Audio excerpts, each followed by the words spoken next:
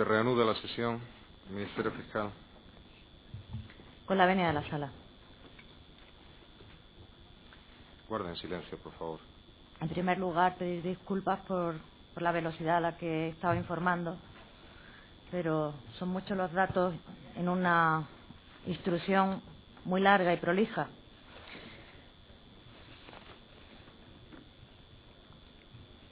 Como estaba mencionando anteriormente,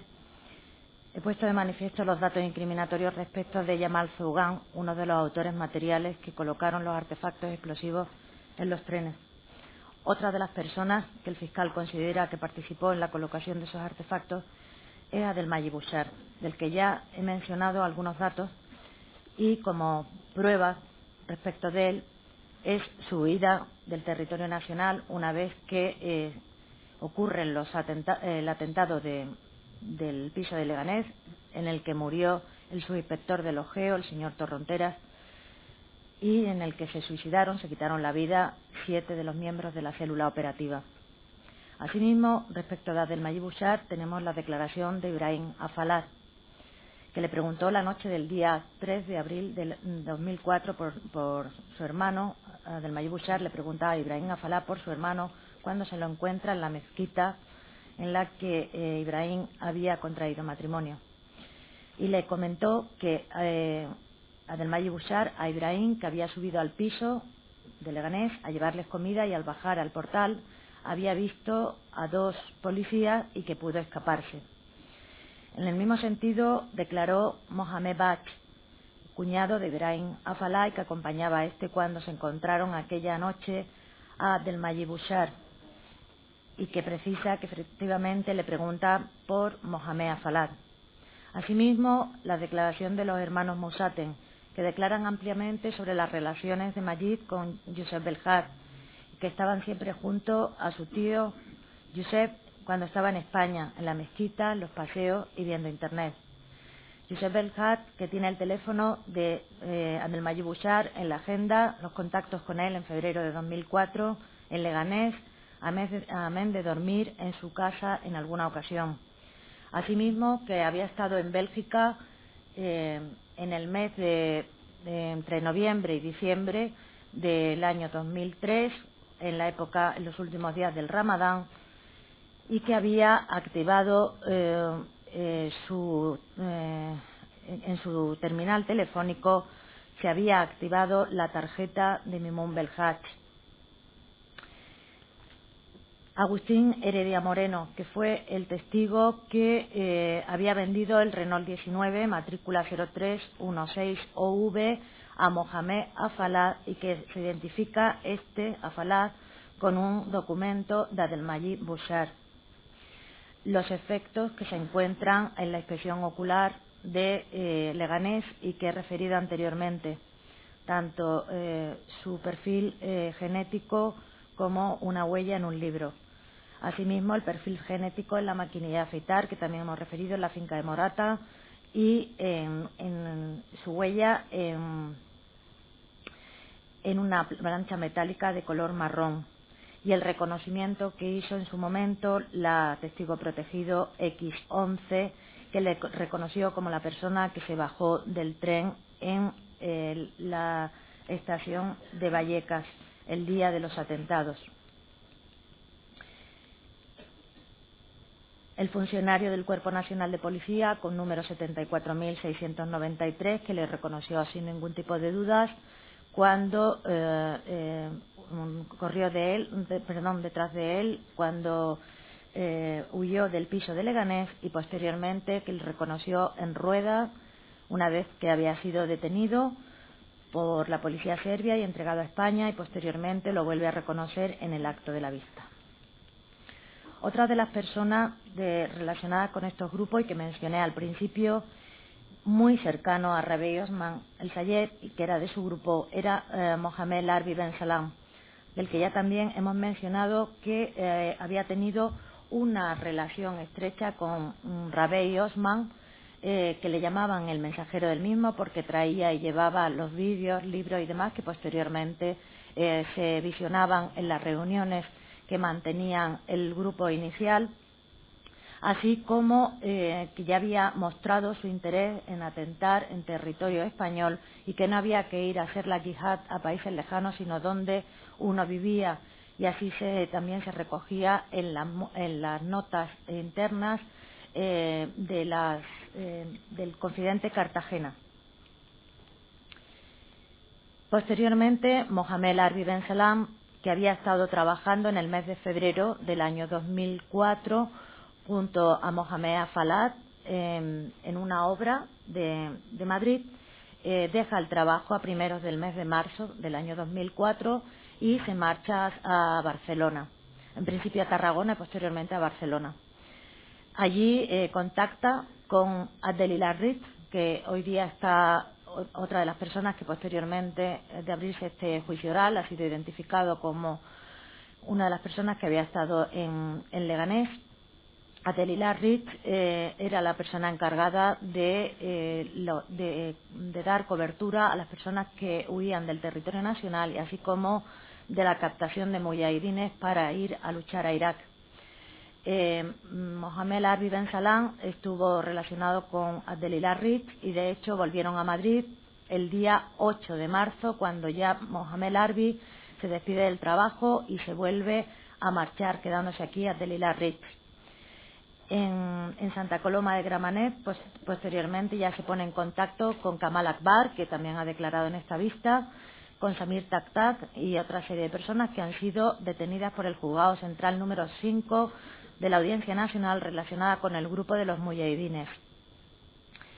En Santa Coloma de Gramenet, y ya una vez en contacto con Abdelilah Ritz, que había marchado a Siria, se pone en contacto con él mismo a través de correo electrónico y Mohamed Arbi Ben Salam encarga a un conocido suyo llamado Mohamed El Idrisi, que está imputado en el Central 5. En un principio estuvo imputado en esta causa, pero posteriormente se dedujo testimonio de particulares y se remitió al Juzgado Central 5 para incorporarlo en la célula de los mujahidines. Este Mohamed El Idrisi compró un teléfono a instancias de Mohamed Arbi Ben Salam y que a su vez había sido encargado por Abdelilah Ritz para llevarlo a la familia de Mohamed Falat y darle poderse poner en contacto Mohamed Falat con su familia. En esta sala también ha quedado acreditado por los testigos que han depuesto, entre ellos el padre de Mohamed Falat, que el teléfono se hizo llegar a través de su yerno, de Asredine Benciali, y este señor le llevó el teléfono a su suegro, con el que Mohamed Falat intentaba ponerse en contacto, si bien al final, por una serie de incidencias que también quedaron esclarecidas en las declaraciones, Mohamed Falat se puso en contacto directo con el teléfono de su padre, aun cuando podía pensar que ese teléfono pudiera estar intervenido por orden judicial, y es cuando se despidió de él, diciéndole que se encontraba en Irak y que le perdonase. Mohamed Arbi Ben Salam había estado haciendo una labor de proselitismo importante con Mohamed El Idrisi, le había convencido de que dejase su trabajo, se despidiera del trabajo, se apuntase al paro, que él lo que podía cobrar del paro, en principio pusiera la cuenta bancaria a nombre de sus padres, posteriormente en favor de lo que ellos denominan hermanos, que le diera su pasaporte, el libro verde, para que sirviera a otros que se quedaban aquí, y que ya estaba preparado para coger el taxi e ir a Francia, denominación que se utilizaba, frase que se utilizaba para las personas que están preparadas psíquicamente e ir a inmolarse e ir a cometer un atentado suicida a Irak. Igualmente, Mohamed Arbi Ben Salam fue reconocido por dos personas que habían trabajado con él en el mercado de Chamberí y que había tenido, a su vez, estas personas habían observado a Said Berrat, a Tenavi Konya, a Mohamed Ouladacha, incluso a Lequem Alamari, de ir a recogerle en alguna ocasión para ir a rezar a una mezquita que se hallaba en la calle Alonso Cano número 3, en la cercanía de ese mercado de Chamberí. Asistía Mohamed Arbi a las reuniones del Grupo de Madrid y, como ya he mencionado anteriormente, era conocido como mensajero del egipcio por estar encargado de esos vídeos que posteriormente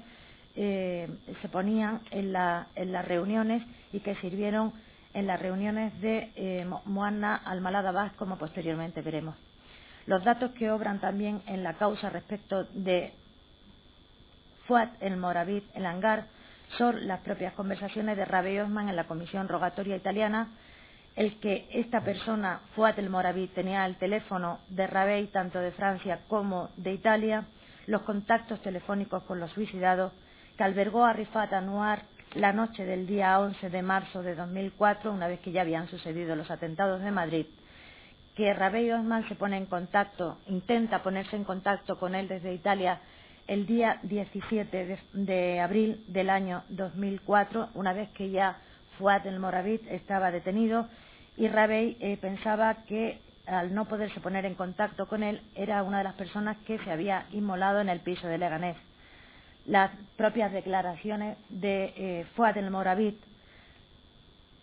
así como las reuniones en las que manifestó ya Mohanna Ben Khalifa, así como otros implicados y personas de su entorno. Los cruces telefónicos con Basel Galiun y con Moanna Almalá Abbas,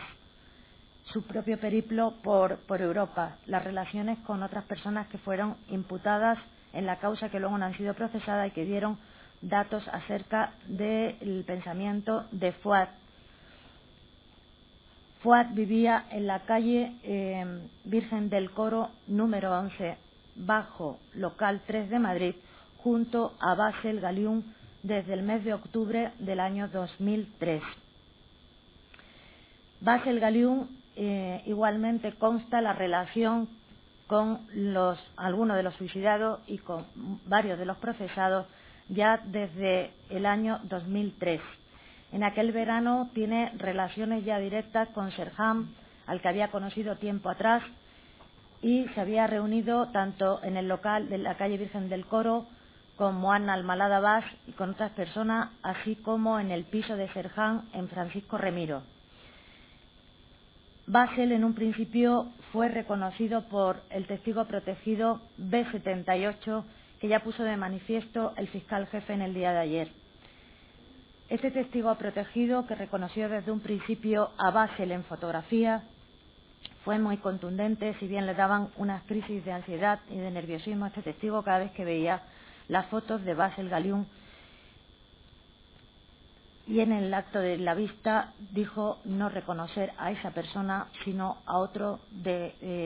parecido al mismo, denominado Douan Ounane, que ya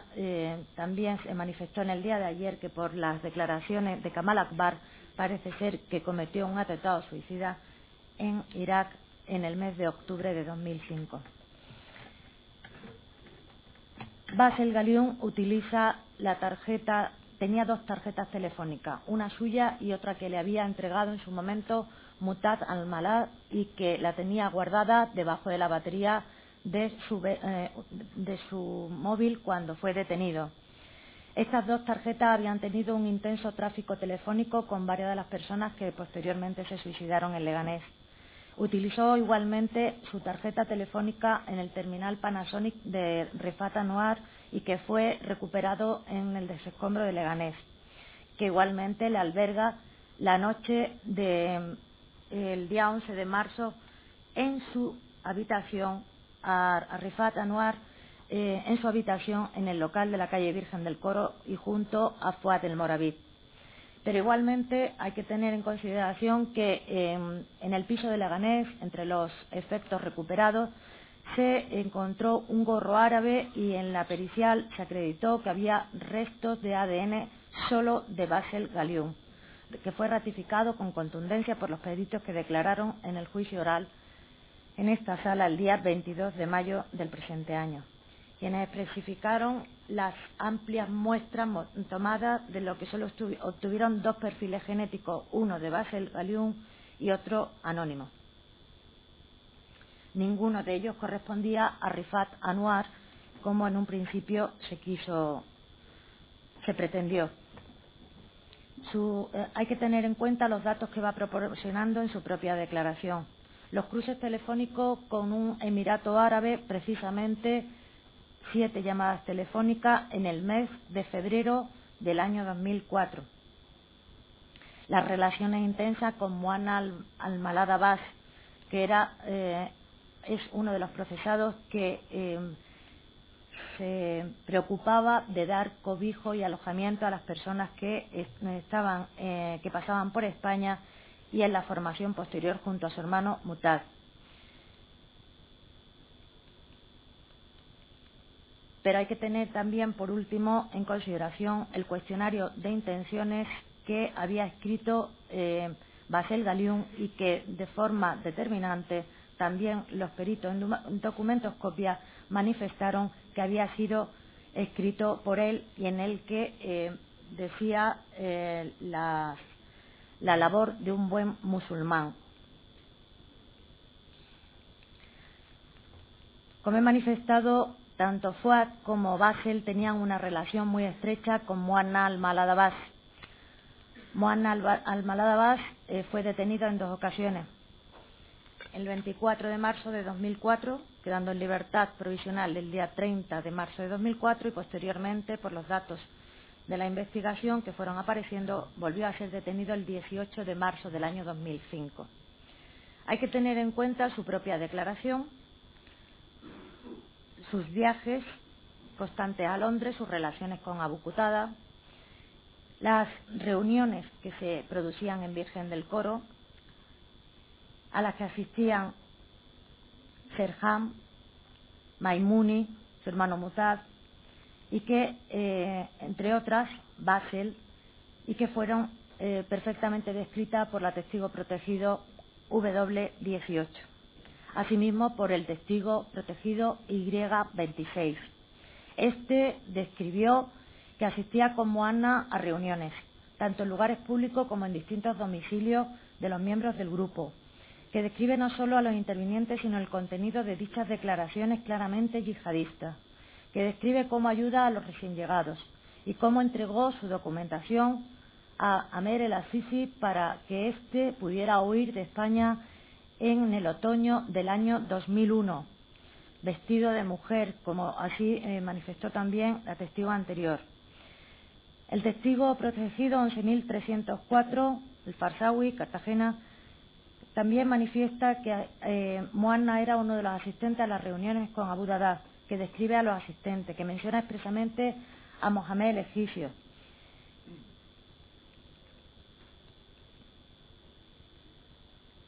Igualmente, la declaración del policía, el inspector jefe de la Brigada Provincial de Información de Madrid, del grupo islamista, el inspector 56.589. Este señor describió de una forma precisa que en el 2003 habían estado vigilando a Muanna, habían estado haciendo seguimiento, las intervenciones telefónicas, si bien esos seguimientos iniciales y esas intervenciones que fueron judicializadas en el Central 4 se acabaron archivando, pero ya tenían datos de los movimientos de Muanna Al-Malad. En la comparecencia que efectúa ante el juzgado central número 6 en esta causa, el día 30 de noviembre de 2004, detalla en un informe de una forma pormenorizada todos los movimientos de Muanna Al-Malad, así como el Policía Nacional 84.128, en el informe que obra a los folios 39.725 y siguientes. El testigo, de nuevo, Muanna Ben Khalafa, que confirma las reuniones en el Río, en el que asiste él a una, en el local de la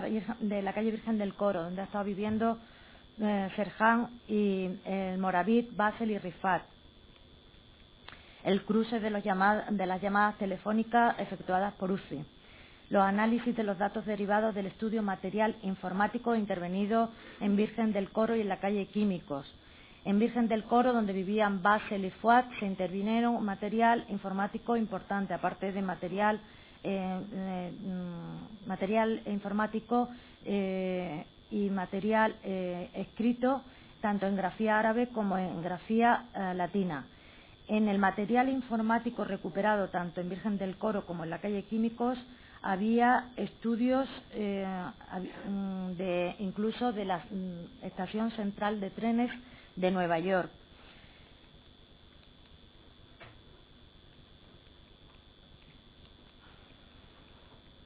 El estudio que se efectúa de los vehículos utilizados por Mohanna al-Mallah, que varias de las cintas que fueron recuperadas con textos yihadistas y con canciones religiosas en Leganés también estaban escritas por el procesado. Respecto de los datos incriminatorios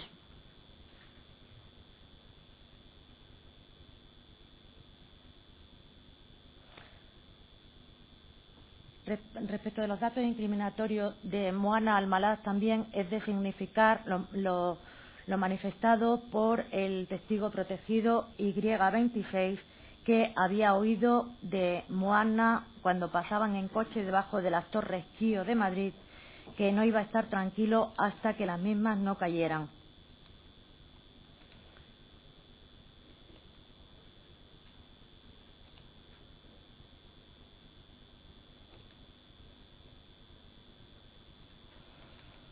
Los datos incriminatorios respecto del procesado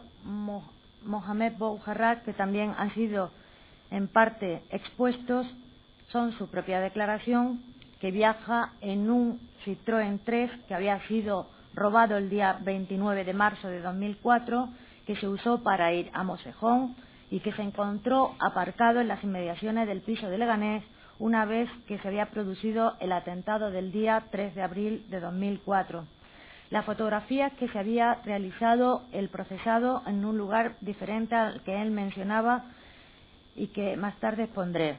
Los contactos que había tenido con Yamal Al-Midán, identificándole en fechas en las que no había salido todavía la fotografía de Yamal Al-Midán en los medios de comunicación, en la última semana de marzo. El testigo Agustín Heredia Moreno, que dijo que el Renault 19 blanco que utilizaba Boujarrad fue adquirido por Mohamed Al-Falat y que la adquiere con la documentación, como he manifestado anteriormente, de Abdelmajid Bouchard, ambos imputados en la causa, que su huella, la huella de Boujarrad, aparece en una bolsa que se encuentra en el vehículo. Y aparecen asimismo en este vehículo prendas que habían sido robadas del vehículo de don José Garzón Gómez, el propietario de la Renault Kangoo, que se había intervenido en las inmediaciones de la estación de Alcalá de Henares el día 11 de marzo de 2004. La inspección ocular que se llevó a cabo en el piso de Leganés se encontraron la fotografía de carnet anteriormente mencionada y efectos personales de Boujarrad. Documentación en grafía latina sobre posibles objetivos de atentados contra el Colegio Brains de La Moraleja, escrito por él. También obra en la causa que el policía de helicóptero, el 63.592, que declaró el 13 de mayo de 2004, le ve el 26 de abril de 2004 de marzo de 2004 por la calle junto a Mohamed Al-Falat.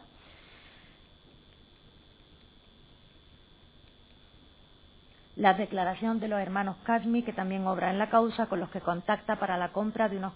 colchones el día 2 de abril de 2004, sin olvidar que varios de los efectos, como colchones, enseres de cocina, televisión y otros, algunos de los que estaban en Morata, también habían sido llevados a Leganés, según la testigo protegido R22, y así como las declaraciones de Boujarrad en primera instancia en el juzgado y posteriormente cuando fue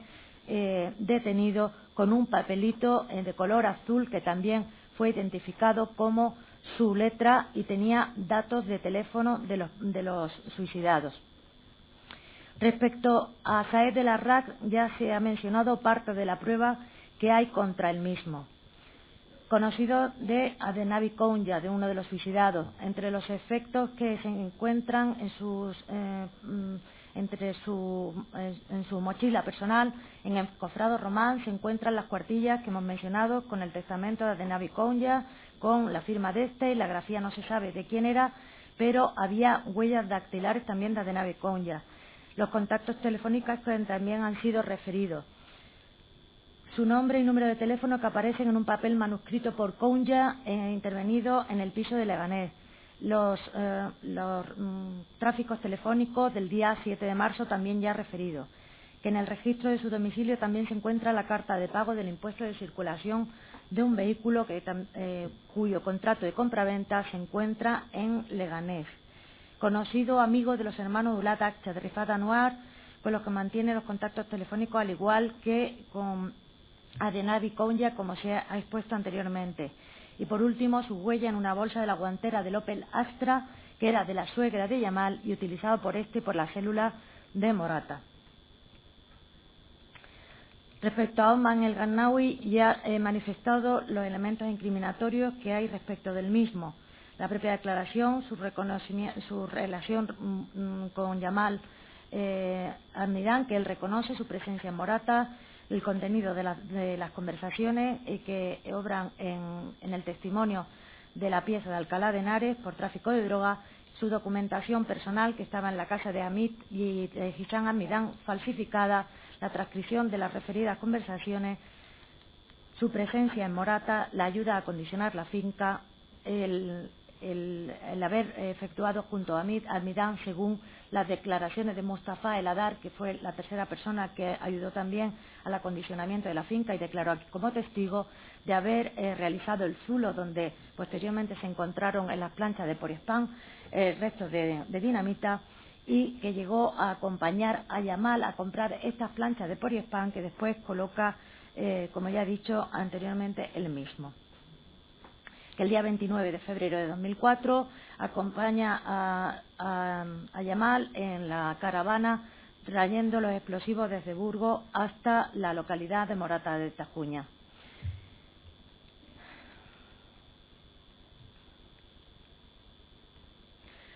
Esta persona también reconoció en sus declaraciones que había llegado a dormir en alguna ocasión en la finca junto a varias de las personas que se suicidaron posteriormente en Leganés.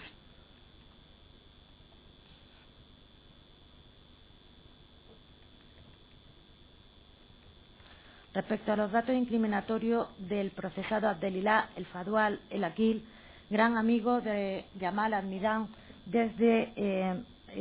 tiempo anterior a que Yamal volviera de cumplir prisión en Marruecos, según el testigo protegido H93, Abdelillah El Fadwal El Akil colaboraba con Yamal Almidán en el tráfico de droga antes de que éste fuera detenido y preso en Marruecos, que cuando Yamal quedó preso en Marruecos, Abdelillah El Fadwal fue la persona que se quedó al frente del tráfico de drogas y de hecho proporcionaba a varias personas la compraventa de la misma. Que el testigo Mohamed El Adar,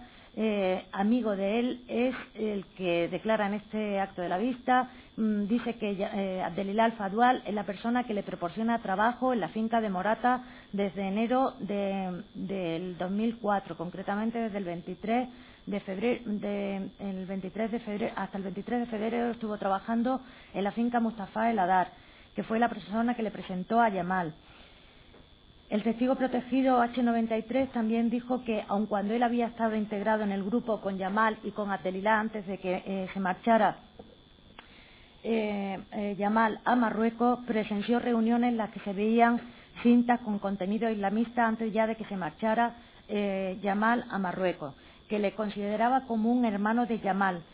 que es el que le proporcionaba el hachís y que se hizo cargo del negocio cuando Yamal estuvo preso, que también se encargaba de proporcionarle a Yamal la documentación falsa. Las relaciones que tenía Abdelillah con Yamal Almidán, que de hecho era el que se preocupaba de los arreglos de vehículos, como ya quedó también acreditado por los testigos que han declarado en la vista. La presencia de Abdelillah en 2 ocasiones en Morata de Tajuña, en la finca, incluso una de ellas con Gaby el palestino, con Slimán, aún en enero de 2004. La presencia en el domicilio de los hermanos Oulat Acha, viendo en un ordenador portátil las imágenes radicales islamistas junto a Yamal Almidán. e incluso las declaraciones del testigo protegido N33, que era el mecánico que arreglaba los vehículos y que declara que como reconoce a Yamal Almidán acompañando a Abdelilah e incluso también a Abdelilah junto con Mahmoud Slimán Gabi, el otro procesado, como siempre actuaba Gabi de conductor de Abdelilah el Fadual y siempre iban juntos. Que en las ocasiones que había visto a Yamal junto, este señor, el mecánico, las veces que había visto a Yamal junto a Abdelilah, Abdul, Panchito, como él le llamaba, Yamal nunca hablaba, el que llevaba la voz cantante siempre era Abdelilah. Y a Gabi, a Mahmoud Slimán, le llamaba el leñador, que era la persona que siempre le comentaba, siempre iba con Abdelilah a arreglar los distintos vehículos de Yamal, tanto el BMW como otros que posteriormente le fue llevando, incluso antes de los atentados. Asimismo, en el caso de Abdelilah al Fadual, hay que tener en consideración que el día 27 de febrero de 2004 viaja desde Ceuta a Madrid a recoger el vehículo Volkswagen Golf 0500 CHB, en cuyo maletero, en la alfombrilla, se encontraron restos de explosivos y que había sido utilizado por Yamal Almidán y por sus amigos para viajar hasta Avilés y posteriormente a Madrid con los explosivos en el fin de semana del 28 a 29 de febrero. El día 3 de marzo de 2004 viaja Abdelilah al Fadual con este coche para Ceuta para quitarlo de en medio. Posteriormente hay que hablar de Rashid Aglif, el Conejo, como una de las personas que había estado relacionada tanto con Yamal Almidán así como con Rafa Zuyer. Lleva en su coche a Rafa Zuyer hasta el McDonald's de Carabanchel, donde se acuerda la compraventa de los explosivos. Tiene relaciones con Yamal Almidán ya con anterioridad a estos hechos, ya desde el verano del año 2003 tiene los datos telefónicos y cruces telefónicos con Yamal Almidán. De las propias declaraciones se deduce la amistad y la colaboración entre ambos. La intervención telefónica también del juzgado de Alcalá, los cruces telefónicos con Lofty, con Rafa y los datos que Rafa da de él a su controlador, el alférez Víctor. Declara que estaba presente cuando a Rafa le estalló el detonador, mientras le estaba enseñando el funcionamiento del mismo y cómo efectivamente quiso introducir a Yamal Almidán como presente en dicho momento para implicar más a Rafa Zuyer, como declaró en esta sala. En la declaración de José Emilio Suárez Trasorra y de otro de los procesados también se reconoce la presencia de Rashid Aglif y que estaba presente como presente en las reuniones del McDonald's de Carabanchel y que fue la persona que propuso la compraventa de los 60 kilogramos de explosivos.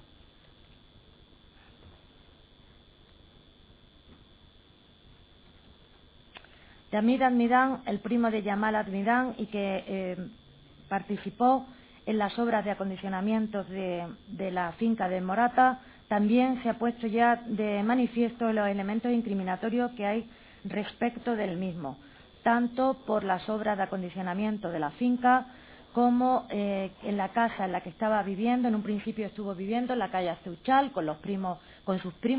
sus primos, hermanos de Yamal, para posteriormente pasar a vivir a la casa de su primo Hisham Almidán, cuando ya éste se marcha a Marruecos a primeros de marzo de 2004. Allí se albergaba parte de la droga que sirvió para financiar la comisión de los atentados. En esa casa se encuentra también la documentación de Osman El Garnawi con la fotografía de Yamal Almidán y que era la persona que participaba con él en las obras de acondicionamiento de la finca. La droga, los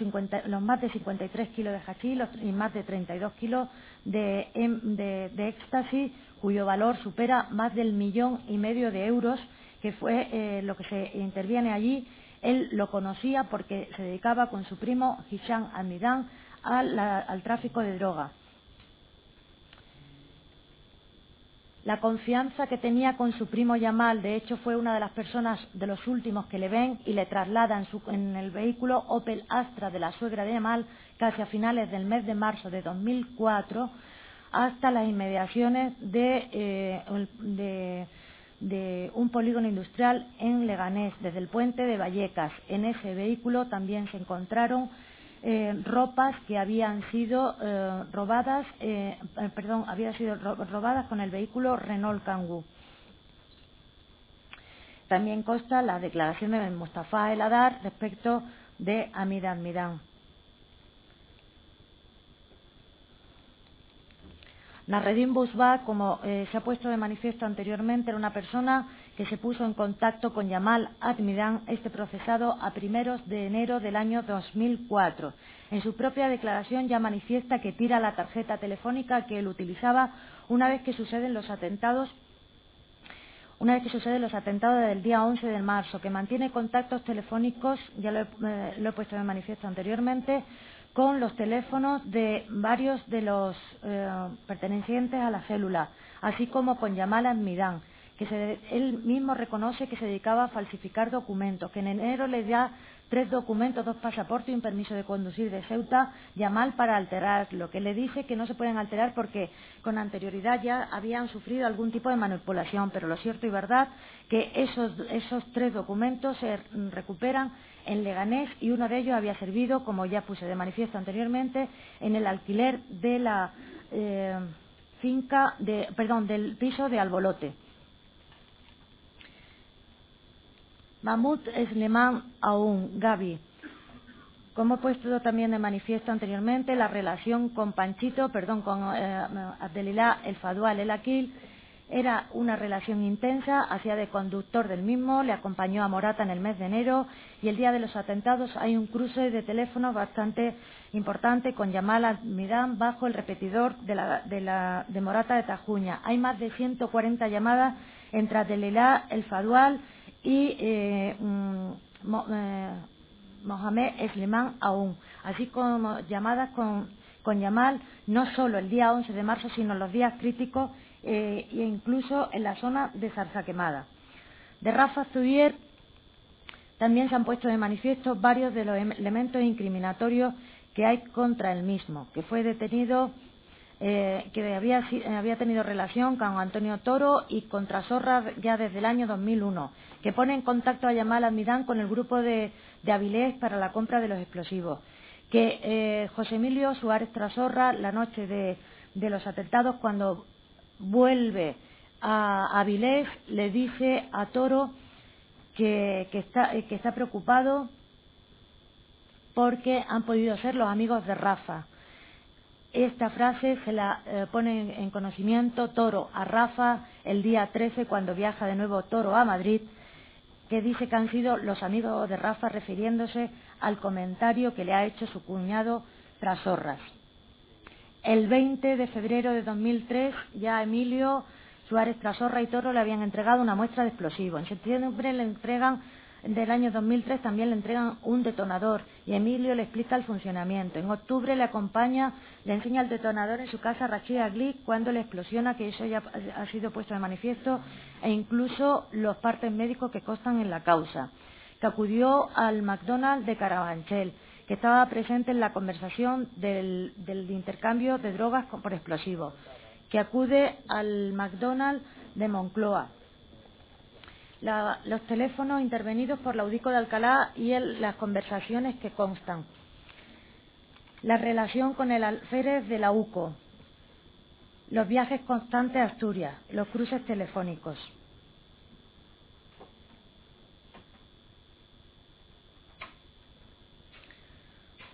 Tras los datos incriminatorios de Rafat Zuyer, entramos en los datos incriminatorios de la persona que había conocido Rafa Zuyer en la prisión de Villabona, que es Antonio Toro. Y aquí entramos ya con el grupo de Asturias.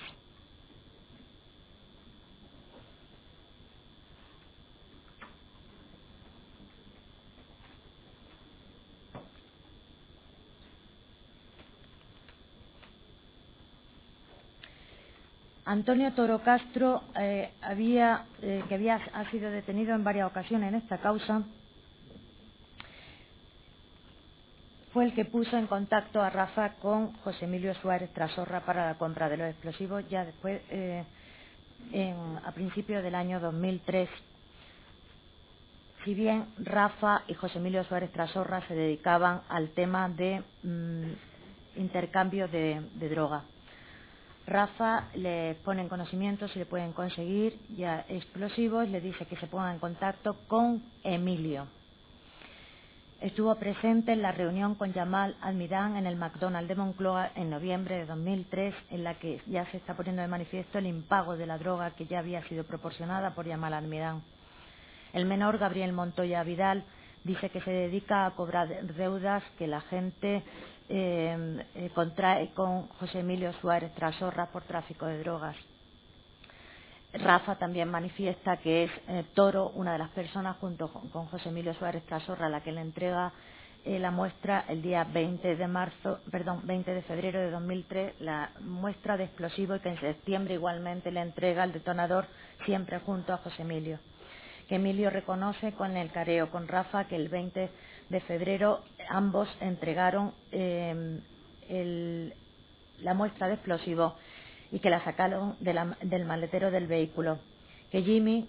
Antonio Iván Reis Palicio, le había amenazado para que le pagara la deuda que tenía contraída por drogas y que se vio obligado a bajar el explosivo a Madrid, siempre teniendo la aquiescencia de Toro y Trasorra, que era el que para condonar esa deuda se la había puesto de manifiesto. Que el día siguiente de los atentados le llama a Emilio para preguntarle si tenía relaciones con Rafa y le dice, refiriéndose a los atentados, que han sido los amigos de Rafa, con los que él ya había contactado en el mes de noviembre en la reunión del McDonald's de Moncloa. La relación constante telefónica entre Toro y Trasorras en el teléfono de Carmen Toro en enero del año 2004. Hay más de 115 tráficos telefónicos entre ambos teléfonos. Respecto a José Emilio Suárez Trasorra, los datos incriminatorios que también se han ido desgranando en parte a lo largo de esta exposición, hay que tener en consideración el careo con Zubier, que reconoce la reunión de Carabanchel, en que Rachiagli le pregunta si puede conseguir los 60 kilos de explosivos, los datos que proporciona Gabriel Montoya Vidal, los datos que proporciona Iván Granados Peña, los datos que proporciona Sergio Álvarez Sánchez, los datos que proporciona Antonio Iván Reis Palicio, los que proporciona el inspector de policía don Manuel Rodríguez, inspector de policía 19.024, los informes que hay de la Guardia Civil sobre los explosivos, los informes sobre la placa de matrícula del Toyota Corolla, el informe psiquiátrico por los forenses que depusieron aquí en la vista junto a dos psiquiatras nombrados por su defensa y que ayer fue también desgranado por el fiscal jefe del estado psíquico que presentaba Trasorra en el momento de la comisión de los hechos. Los viajes constantes que hizo José Emilio Suárez Trasorra a Madrid una vez que venían las personas a las que él encomendaba hacer algún viaje, y ello consta tanto por los tráficos telefónicos como por el uso de su tarjeta de débito y de crédito.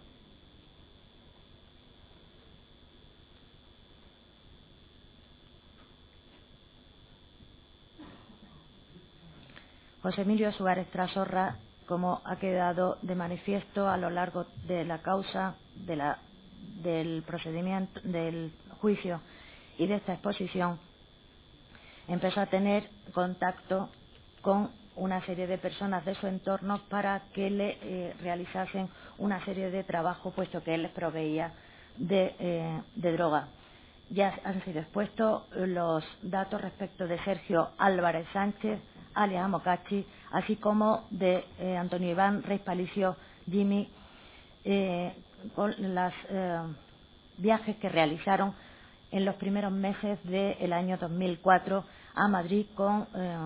explosivos o detonadores. La relación con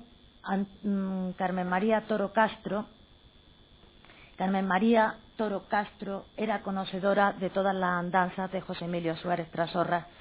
puesto que llevaban viviendo ya un tiempo juntos, era novia de él desde hacía tiempo atrás, estaba presente en las reuniones del McDonald's de Carabanchel, era conocedora, como también se ha expuesto por esta parte, de los viajes que realizó Trasorras a Madrid en varias ocasiones. De hecho, dos de las novias de Rafa le conocen de vista, tanto de haberle visto en el restaurante de Las Rozas, frente al cuartel de la Guardia Civil de Las Rozas, así como en el McDonald's de Carabanchel. El contacto telefónico, tanto con su hermano como con José Emilio, intensísimo. Luego dice que el teléfono quien lo usa es su marido. Consta igualmente que en su trabajo, como ya se ha puesto de manifiesto esta mañana, utilizaba el teléfono porque hay cruces con Trasorras cuando se desplazan a Madrid. Que el día 26 de febrero del año 2004, al volver del viaje de novio, tanto José Emilio Suárez Trasorras como ella viajan con Yamal a la finca de Morata de Tajuña. Que va con Emilio a proponer el viaje a Jimmy para llevar la bolsa a Madrid y que posteriormente le consuela a Jimmy que le había quitado Yamal Admirán el teléfono, sus documentos y que el moro se lo devolvería, fue lo que le dijo personalmente. El tráfico telefónico que obra con el resto de los procesados cuando José Emilio también está utilizando otro de sus teléfonos.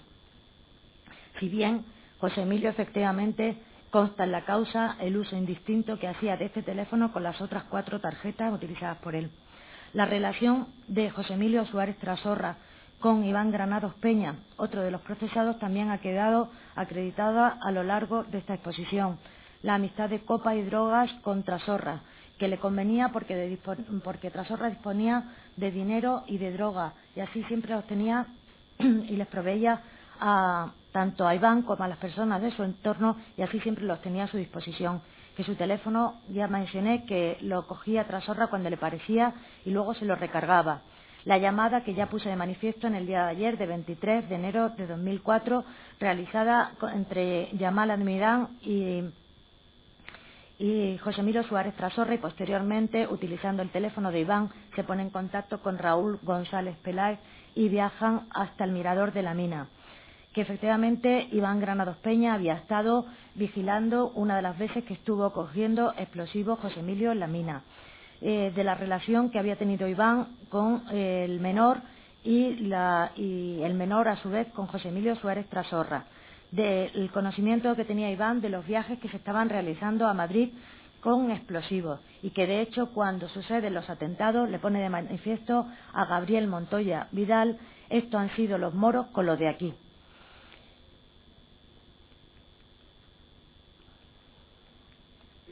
Los explosivos y detonadores fueron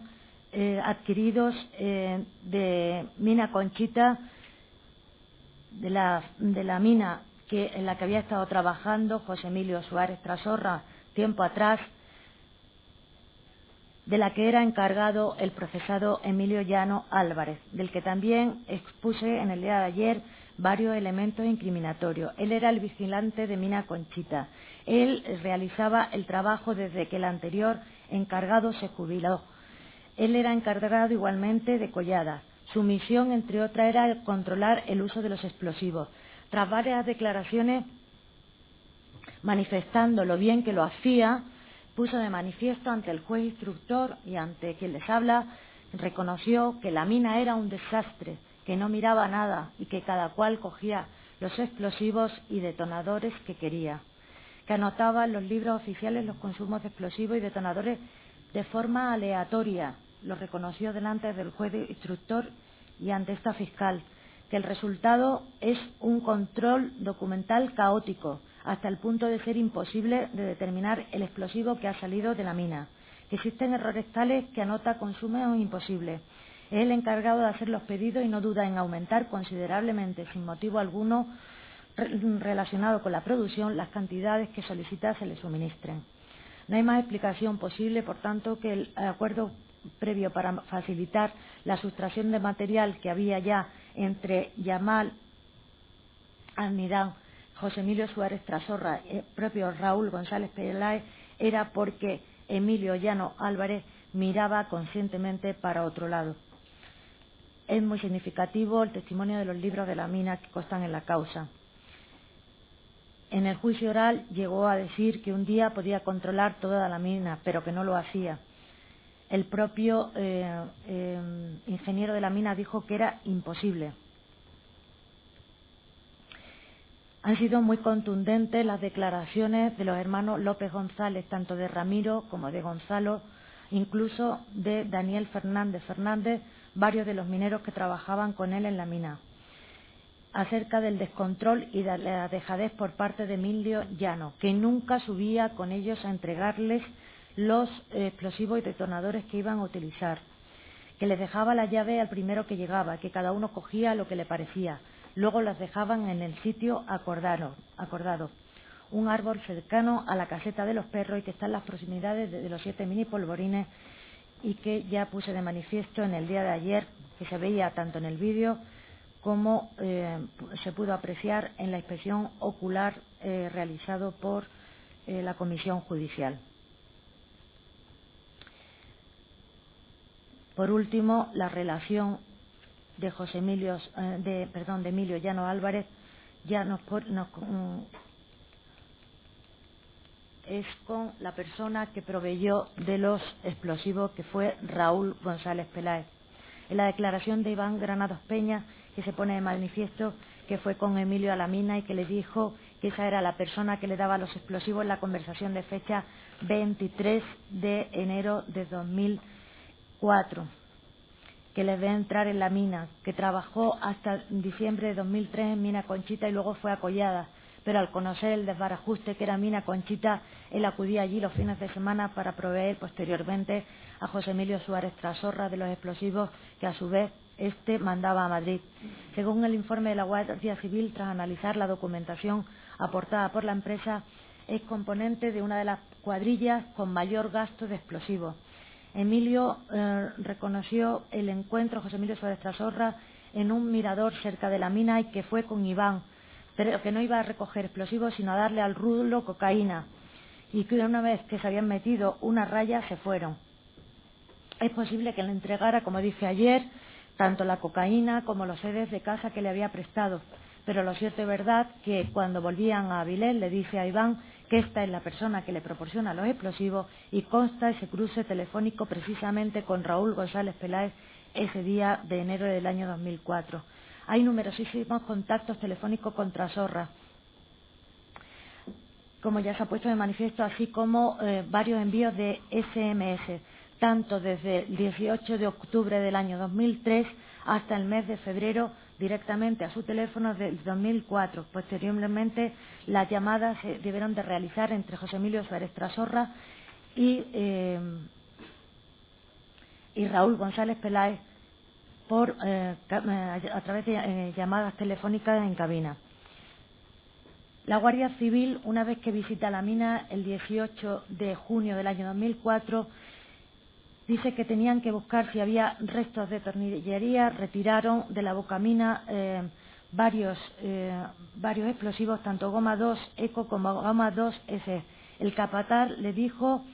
que con anterioridad se habían proveído tanto de goma 2 Eco como de goma 2 F, y de hecho varios de los detonadores que fueron intervenidos tanto en Leganés como en la Renault Kangoo, la fecha de fabricación era incluso del año 2001, y al ser de aluminio del número 3, nada más que se habían proveído a Mina Conchita. Es decir, de allí, de Mina Conchita, se habían ido sacando en un espacio de tiempo determinado, desde finales del año 2003 hasta finales de febrero del 2004, cantidades de goma 2 Eco, algún cartucho de goma 2 F y detonadores de varios tipos, como fueron hallados en el piso de Leganés. Y estos son todo parte, porque no han sido expuestos todos,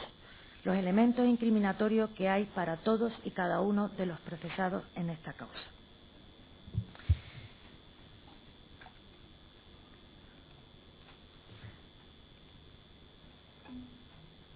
Y el fiscal, una vez que ha expuesto los datos incriminatorios que hay en esta causa, tiene que hacer mención a lo ocurrido como consecuencia del trabajo realizado por todos los procesados en los hechos que ocurrieron el día 11 de marzo del año 2004, en los terribles atentados cometidos en el corredor de Henares de Madrid, en los trenes de cercanía que cubrían la línea de Alcalá de Henares-Madrid, trenes que explosionaron a una misma hora, trenes en los que fallecieron, como se expuso en el día de ayer, 34 personas en los vagones de Atocha, 63 personas en el tren que explosionó en Tellez, 65 personas en los 2 vagones que explosionaron en el tren que partía de la estación del Pozo, 14 personas en el vagón número 4 que explosionó en el tren de Santa Eugenia y 15 personas que posteriormente fallecieron, que habían sido evacuadas de los distintos trenes y fallecieron en los distintos hospitales de la red sanitaria madrileña.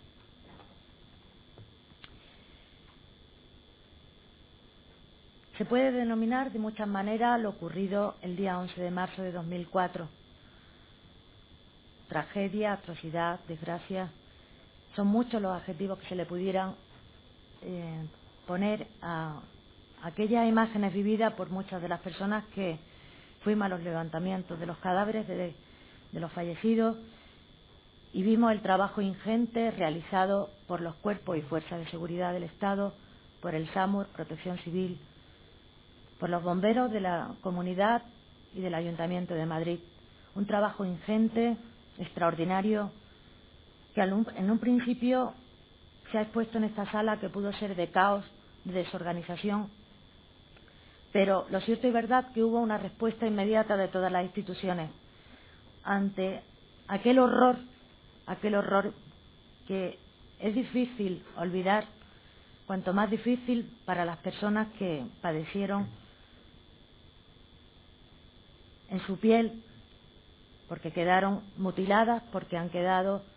sin su familia, porque han quedado con unas secuelas importantísimas de aquella masacre tan espantosa. El fiscal tiene que poner de manifiesto que el trabajo realizado, el magnífico trabajo realizado tanto por el Instituto Anatómico Forense, el grupo de forenses de 64 forenses que se desplazaron hasta IFEMA, los analistas del ADN, del Instituto de Toxicología de Madrid, así como de los laboratorios de genética de Policía Científica, los grupos de identificación de Policía Científica, la comparativa de los forenses, que se ha hecho también incluso con los fallecidos en Leganés, entre la comparativa de los fallecidos en Leganés con la de los trenes, pero igualmente importante destacar el trabajo realizado rigurosamente por los forenses de la Audiencia Nacional, los desplazados a la unidad de apoyo y los funcionarios que han estado en esta unidad de trabajo de apoyo al juzgado central número 6 y que tantas historias, porque detrás de cada persona hay un mundo, una vida, una historia. Estos funcionarios, de una forma tan abnegada y callada, han estado realizando durante los meses que se han estado tramitando los distintos expedientes.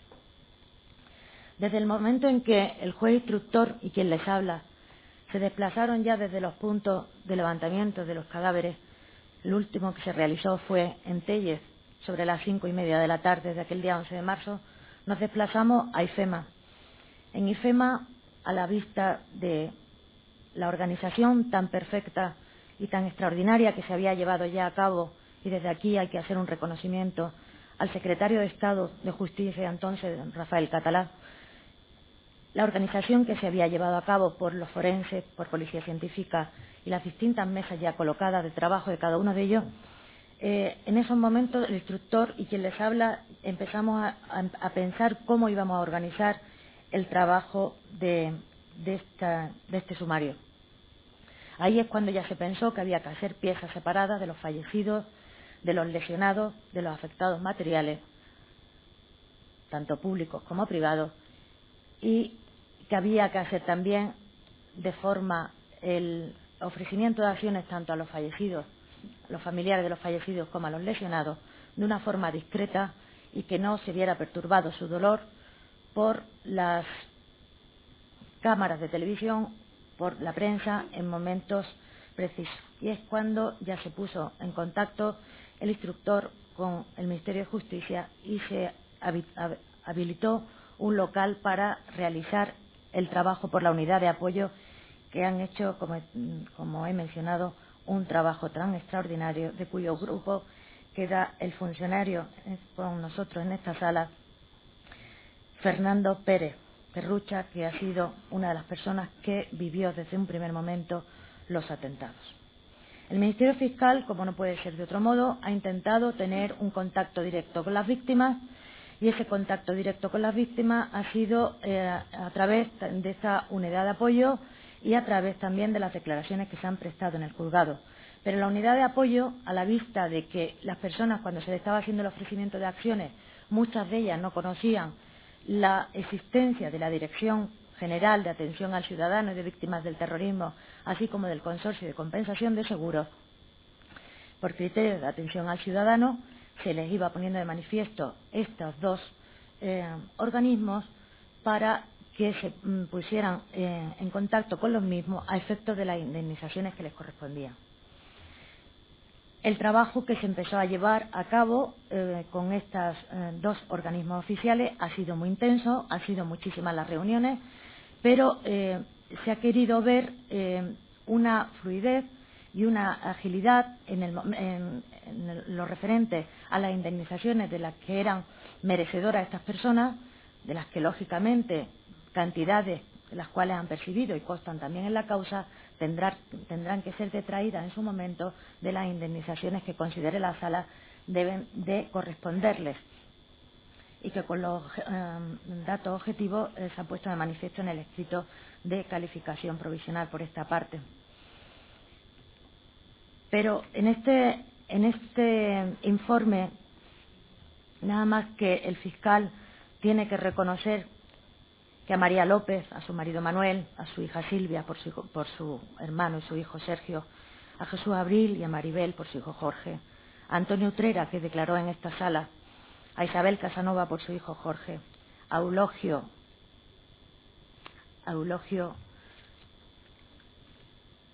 Paz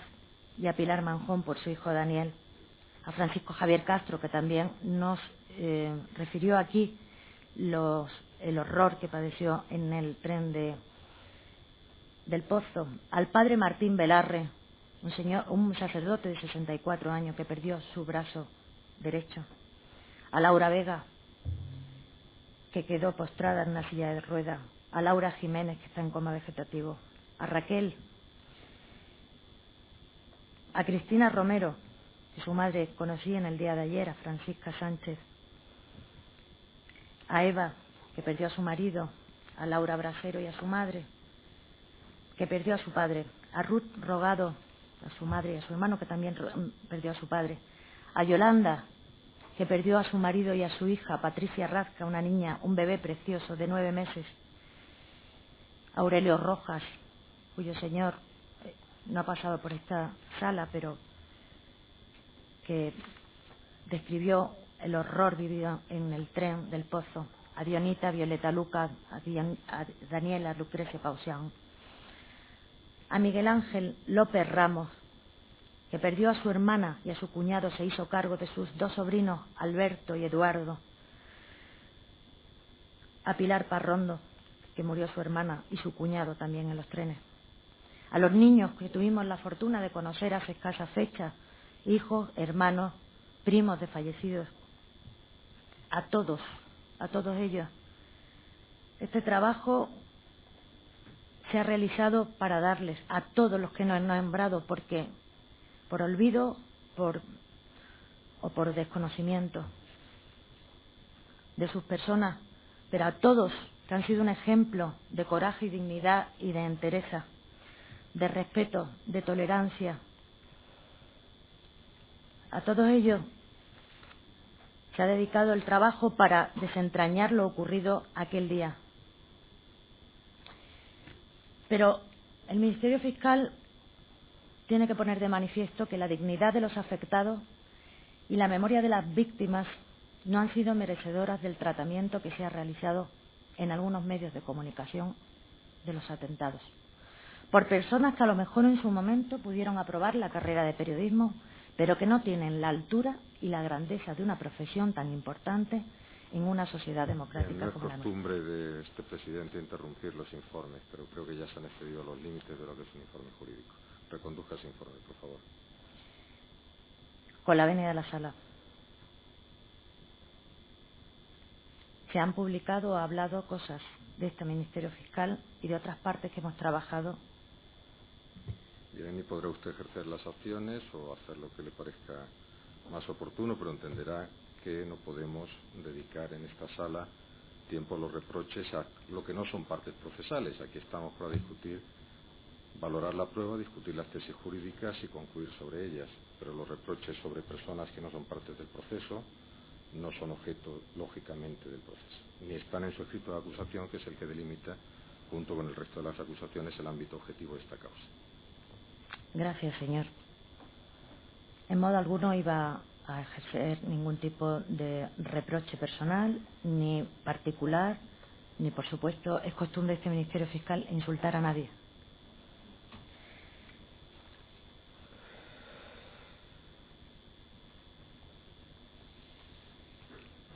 En última instancia, la investigación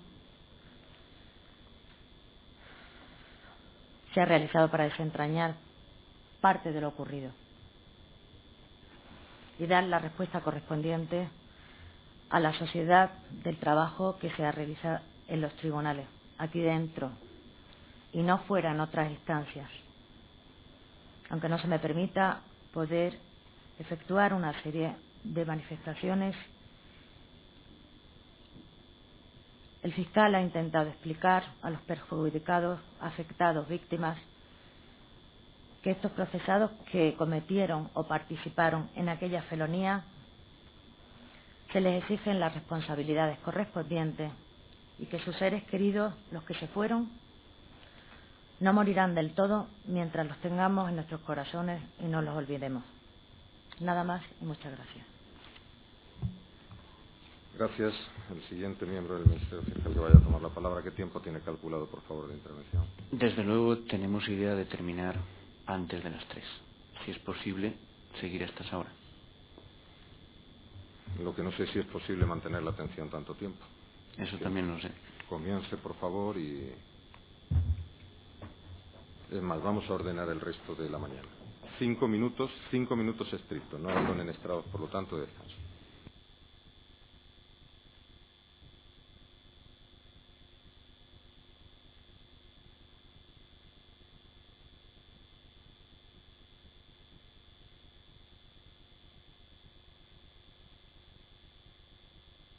Bien, siéntense, por favor, que vamos a continuar. Ya les he dicho que eran 5 minutos estrictos. Si quieren salir, salgan. Si van a ir al baño o algo, pueden salir todavía. Venga, 3 minutos, quedan 5 minutos.